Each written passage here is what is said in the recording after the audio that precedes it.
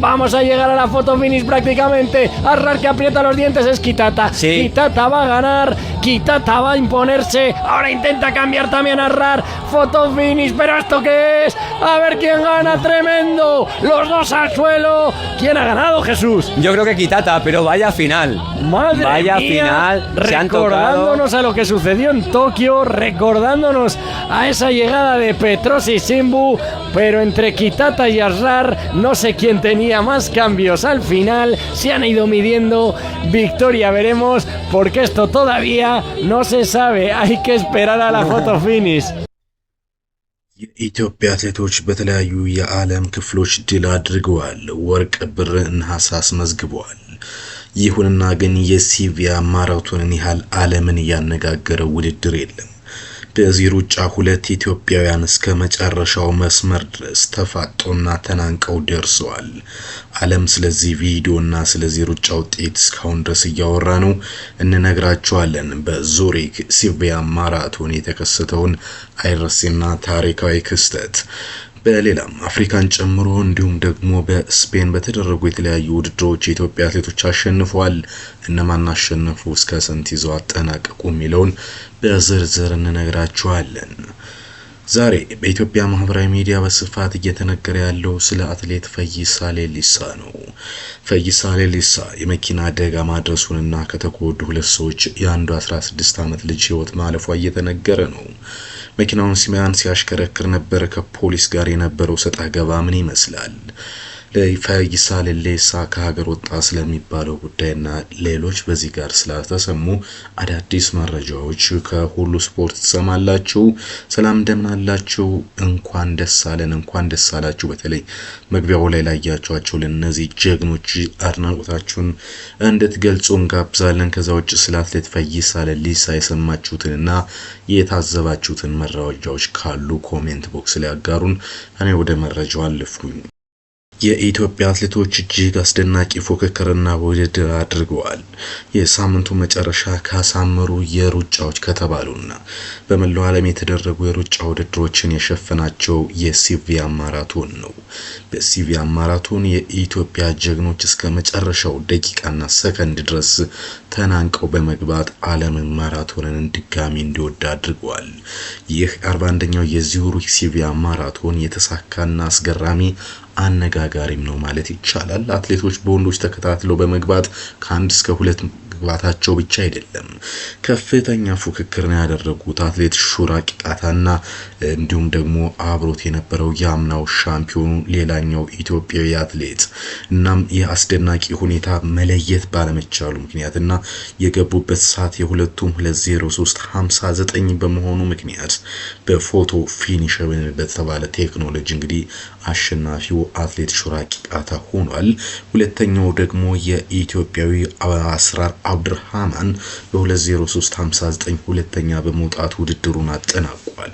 ከአትሌት ሹራ ጋር ከፍተኛ ፉክክርን ያደረገው በእርግጥም የ2022 የሲቪያ ማራቶን አሸናፊ ነበር አስራር አብዱራህማን። ዓለም ግን ይህንን የኢትዮጵያ አትሌቶች ብቃት በማየት አስደናቂ ሆኗል። ሌላኛው እስከ 3ኛም ድረስ የገቡት ኢትዮጵያን ናቸው።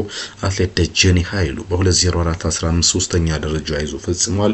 በነገራችን ላይ እሱም ከነሱ የለየው ያዘገየው ከ1 ደቂቃ ባነሰ ጊዜ ነበርና ምናልባትም እሱም ቢመጣ ለ3 እስከ መጨረሻው መስመር ድረስ ተናንቀው የሚገቡበት እድል ነበረ። በነገራችን ላይ እንግዲህ የሩጫ ግን አሁንም ድረስ ዓለምን እያነጋገርና ኢትዮጵያ አትሌቶችን ብቃት ያሳየኑ በርካቶች በከነ ትግስት አሰፋና ሲፈን ሐሰን በፓሪስ ኦሎምፒክ ጊዜ ካሳዩት ፍጥጫ ጋር የሚያመሳስሉት ነው። ለዚህም እንግዲህ የአጠቃላይ አጨራረሱን እንደነበር ይታወቃል። መጨረሻ ላይ እንግዲህ አስራር አብዱራህማንም ያው የወደቀበትን ሁኔታ ለመመልከት ችለናል።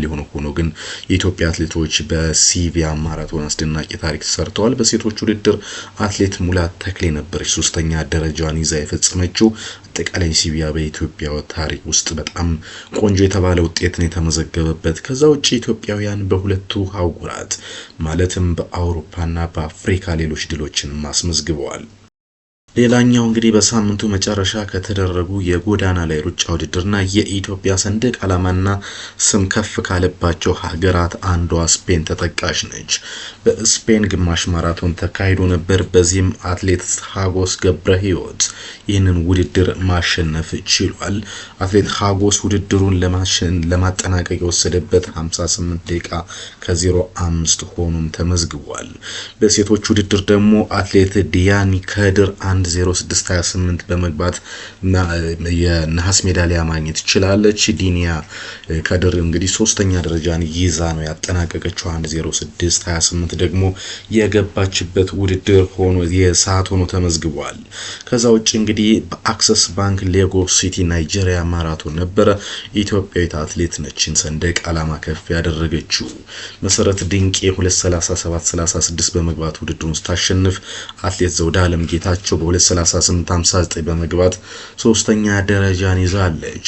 ሌላኛው የኢትዮጵያ ድል ከአፍሪካና ከአውሮፓ በመቀጠል ደግሞ ወደ መካከለኛው ምስራቅ ይወስደናል።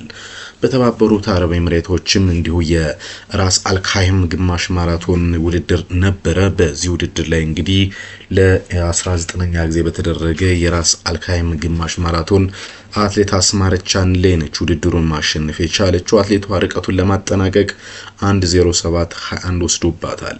አትሌት መልክናት ውዱ ደግሞ በ1:07:27 ሁለተኛ ደረጃን ወጥታለች። በወንዶች በተደረገ ውድድር ኬንያ አትሌት ጆፍሪ ኮምረር በ58:13 ነው በበላይነት ማጠናቀቅ የቻለው። በውድድሩ አትሌት ጀማል ይመር በ58:53 አራተኛ ደረጃ ይዞ ፈጽሟል። በአጠቃላይ የኢትዮጵያ አትሌቶች ሰንደቅ ዓላማዋን ከፍ አድርገው ኢትዮጵያ የሚለው ስም በአትሌቲክስ ዓለም ሲጠራ የዋለበት ጊዜ ነበር ማለት እንችላለን። የኢትዮጵያ አትሌቲክስ አሁን ከቅርብ ጊዜ ወዲህ በጣም መነቃቃት አለው ማለት እንችላለን። ለዚህም በሳምንቱ መጨረሻ በተለያዩ የዓለማችን ክፍሎች የሚደረጉ ውድድሮችን እንዳብነት መጥቀስ እንችላለን። ኢትዮጵያውያን በተሳተፉባቸው በርካታ ውድድሮች በማሸነፍም የሀገራችንን ስምና ዝና ከፍ ማድረጋቸውን ቀጥለዋል። ለዚህም እንግዲህ አሁን ከአፍሪካ እስከ አውሮፓና በተለያዩ ሀገራትም እንዲሁ ያደረጉት ውድድር ለዚህ በቂ ማሳያ ነው ብለን መጥራት እንችላለን። በግማሽ ማራቶን እንዲሁም በሙሉ ማራቶን የተለያዩ ውድድሮችን በማድረግ እንግዲህ ጀግኖች አትሌቶቻችን ማሸነፋቸውን ቀጥለዋል። በቀጣይም የኢትዮጵያ ስም እንግዲህ ከፍ ብሎ ይውለበለባል ተብሎ ይጠበቃል። እጅግ በርካታ ውድድሮች ነበር የተደረጉት በሳምንቱ መጨረሻ ላይ ማለት ነው። የሱሴ ሃፍ ማራቶን ቱኒዚያን ጨምሮ እንዲሁም ደግሞ በጣሊያን የተደረገ ውድድር ነበር። በፕሪቶሪያ ሳውዝ አፍሪካን በተደረጉ ውድድሮች የኢትዮጵያ አትሌቶች መካፈል ችለዋል። ከዛ ውጪ 10 ኪሎ ሜትር ውድድርም ተደርጓል። በ10 ኪሎ ሜትር እንግዲህ የሞናኮ ውድድር ላይ ነበር የተደረገው። በዚህ ውድድር ላይ አንደኛ በመግባት ይበልጣል ጌታሁን ከኢትዮጵያ ሲያሸንፍ፣ ሁለተኛውም እንግዲህ የአታክልቲ ኪዳኑ እንዲሁ የሁለተኛ በመውጣት ይህንን ውድድር ማሸነፍ ችለዋል ማለት ነው። ከዛው በዘለለ እጅግ ጥሩ ውጤት የተመዘገበበት ይህ ውድድር በቀጣይ ሳምንትም ሌሎች ውድድሮች ይደረጋሉ። የውድድሩን ሰዓት በነጻ የምትከታተሉበትን መንገድና ሌሎችን አማራጮች በተመለከተ ከሌሎች አዳዲስ ውጤቶች ጋር ሌላ ጊዜ ይዘን ነው የምንመለሰው። አሁን ኢትዮጵያን እያነጋገረ ወደሚገኘው መረጃ እንለፍ። አትሌት ፈይሳ ሌሊሳ በርካታ ኢትዮጵያውያንን እያነጋገረ ይገኛል። ስለ አትሌቱ እጅግ በርካታ መረጃዎች እየተሰሙ ናቸው። አትሌቱ እንግዲህ የመኪና አደጋ ማድረሱንና በዚህም ሰው መጎዳቱን አንደኛው ሆስፒታል ወይም አይሲዩ የጽኑ ህሙማን ቆይታ ካደረገች በኋላ ህይወቷ ማለፉ እየተሰማ ነው። እርሱ ግን አደጋውን ካደረሰ በኋላ የጻፈው ጽሁፍ በርካቶችን እያስቆጣ ይገኛል።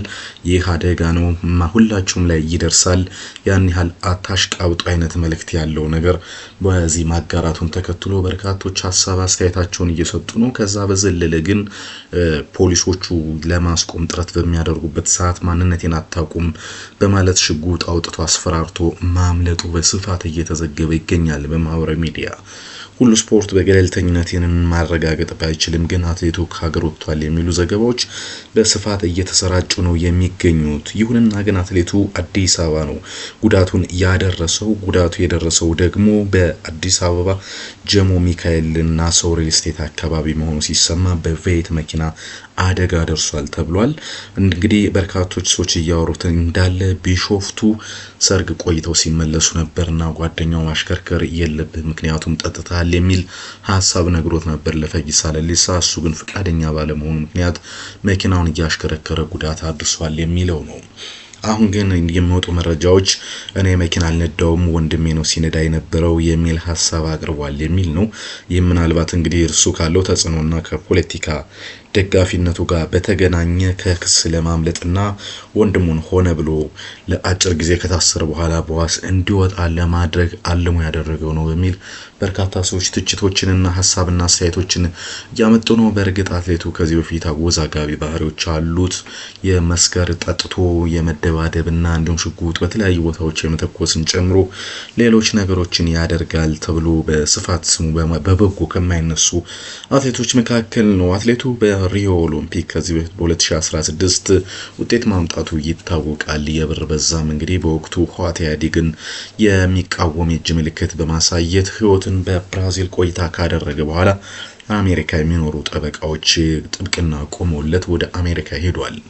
ከዛም በኋላ የዶክተር አብይ የለውጥ መንግስት ከመጣ በኋላ ወደ ሀገር ቤት ተመልሶ የለውጥ ሁነኛ ደጋፊ ሆኗል። ከዛ በኋላ እንግዲህ ለነጃዋር መሐመድን ጨምሮ ለተቃዋሚዎች መልስ በመጻፍ የሚታወቅ ሰው ነው። አነጋጋሪ ሐሳቦችን ደግሞ የቀነኒን ጉዳይን ጨምሮ የሚያነሳቸው ሐሳቦች በበርካቶች ዘንድ የሚወደዱለትም እንዳልሆኑ ይታወቃል። ግን አጠቃላይ ግን በኢትዮጵያ ውስጥ አሁን ያለው ሁኔታ ማህበራዊ ሚዲያ ላይ እስከሚጮህና የሆነ ነገር እስከሚደርስ ድረስ መጠበቅ አያስፈልግም። እንደ አይነት ነገሮችን ከስር ማስተካከል ይገባል የሚሉ ሐሳቦች በስፋት እየተነሱ ነው። ያወዛጋቢው ሰው ፈይሳ ለሊሳ እንግዲህ ከአትሌትነቱ ከወጣ ረጅም ጊዜ ቢሆነው ግን ወደ ፖለቲካው ከተመለሰ በኋላ ብዙ ሐሳቦች እየተሰጡ ነው የሚገኙት።